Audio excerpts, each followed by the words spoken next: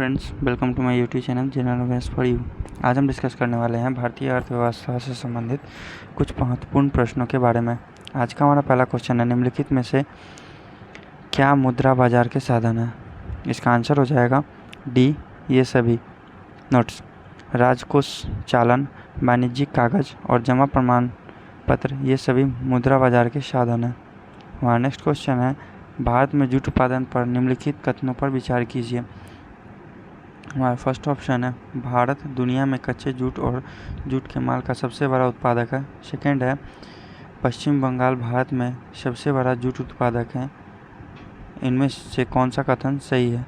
हमारा आंसर हो जाएगा सी, ये दोनों। नोट्स: ये दोनों ही कथन सही है। भारत, बांग्लादेश और थाईलैंड दुनिया में सबसे बड़े जूट उत्पादक हैं। भारत दुनिया के कच्चे जूट का 50% और जूट माल का 40% उत्पादन करता है। भारत में पश्चिम बंगाल में भारत के जूट का 50% उत्पादन होता है। हमारा नेक्स्ट क्वेश्चन है, 1970 में COFESPA की स्थापना किस तरह के अपराधों को रोकने के लिए हुई? हमारा आंसर है डी, आर्थिक अपराध। 1970 में आर्थिक अपराधों को रोकने के लिए COFESPA की स्थापना हुई। हमारा नेक्स्ट क्वेश्चन है, योजना आयोग की स्थापना निम्नलिखित में से किस उद्देश्य के लिए हुई? हमारा आंसर हो जाएगा डी, कैबिनेट संकल्प के लिए। योजना आयोग की स्थापना 15 मार्च 1950 को हुई। 2014 में इसका नाम बदलकर नीति आयोग रख दिया गया।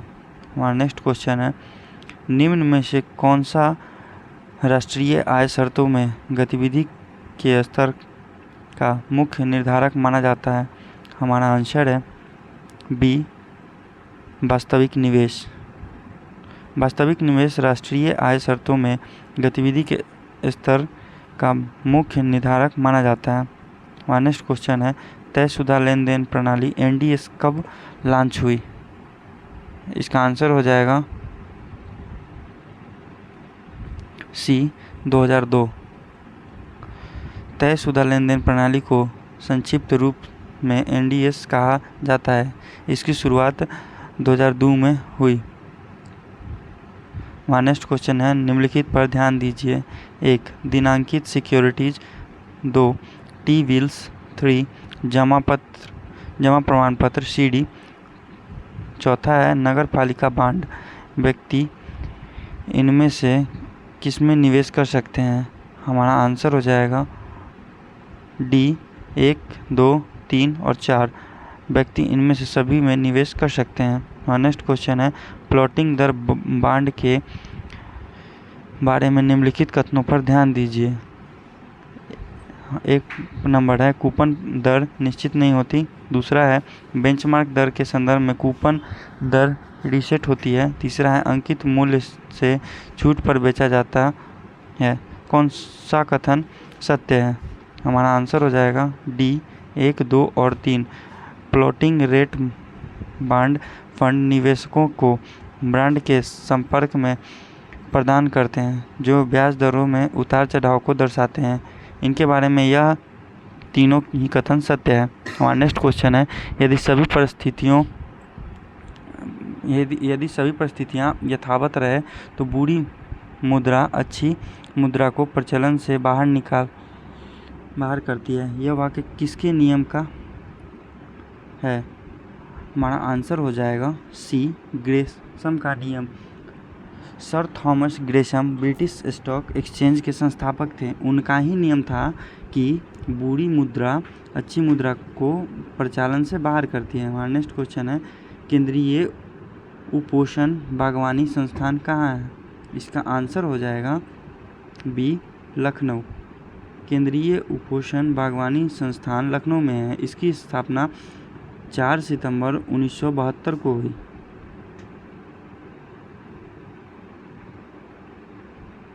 हमारा नेक्स्ट क्वेश्चन है, इंडिया ब्रांड इक्विटी फंड की स्थापना कब हुई?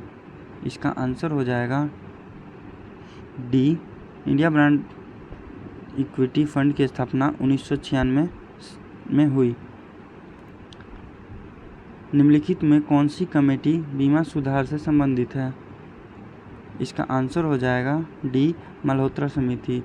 मल्होत्रा समिति बीमा सुधार से संबंधित है। इसकी सिफारिशों के आधार पर 1999 में बीमा नियामक और विकास अधिकरण IRDA का गठन किया गया।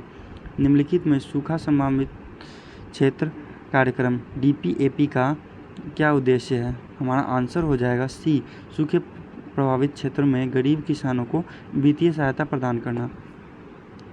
DPAP का उद्देश्य समग्र आर्थिक विकास को बढ़ावा देना और कार्यक्रम क्षेत्रों में रहने वाले संसाधन गरीब और वंचित वर्गों की सामाजिक आर्थिक स्थितियों में सुधार करना है। हमारा नेक्स्ट क्वेश्चन है, international association of deposit insurance का सचिवालय किस देश में है? इसका आंसर हो जाएगा B, Switzerland. International association of deposit insurance की स्थापना मई 2002 में हुई। इसका सचिवालय स्विट्जरलैंड के बासेल में है। हमारा नेक्स्ट क्वेश्चन है, MIBID का पूरा नाम क्या है? इसका आंसर हो जाएगा A, Mumbai inter bank bid rate. हमारा नेक्स्ट क्वेश्चन है, किस देश के अकाउंट सर्वाधिक सुरक्षित बताए जाते हैं? इसका आंसर हो जाएगा D, स्विट्जरलैंड। स्विट्जरलैंड के स्विस बैंक अकाउंट सर्वाधिक सुरक्षित बताए गए हैं क्योंकि स्विट्जरलैंड दोनों विश्व युद्ध में उदासीन रहा। स्विट्जरलैंड यूरोपियन यूनियन का सदस्य नहीं है। हमारा नेक्स्ट क्वेश्चन है, निम्नलिखित में कौन सा कर खरीदारों के लिए यह वस्तु का दाम नहीं बढ़ाता? हमारा आंसर है B, आयकर। आयकर का वस्तु की कीमत पर प्रभाव नहीं पड़ता क्योंकि यह व्यक्ति की आय पर लगाया जाता है। हमारा नेक्स्ट क्वेश्चन है, निम्नलिखित में पूरे भारत में कौन सा विकास वित्त संस्थान सबसे पुराना है? हमारा आंसर हो जाएगा B, IFCI। IFSC का फुल फॉर्म होता है industrial finance corporation of India का स्थापना हुआ था 1948 में। IDBI industrial development bank of India की स्थापना हुआ था 1964 में। उसके बाद आता है SIDBI जिसका फुल फॉर्म है स्मॉल इंडस्ट्रीज डेवलपमेंट बैंक, इसका स्थापना हुआ था 1990 में। उसके बाद है IIFC, इसका फुल फॉर्म होता है Indian infrastructure finance company limited, इसका स्थापना हुआ था 2006 में। हमारा नेक्स्ट क्वेश्चन है, ऋण बाजार के समाशोषण कार्य के लिए 2001 में किसकी स्थापना की गई? हमारा आंसर हो जाएगा CCIL जो कि हमारे ऑप्शन नंबर A में है। और CCIL का फुल फॉर्म होता है clearing corporation of India limited, इसका स्थापना भारत सरकार द्वारा अप्रैल 2001 में किया गया। हमारा नेक्स्ट क्वेश्चन है, निम्नलिखित में से कौन सा सामान्य रूप से भारत के लघु उद्योगों की विशेषता नहीं है? हमारा आंसर हो जाएगा D, कुशल विपणन प्रणाली।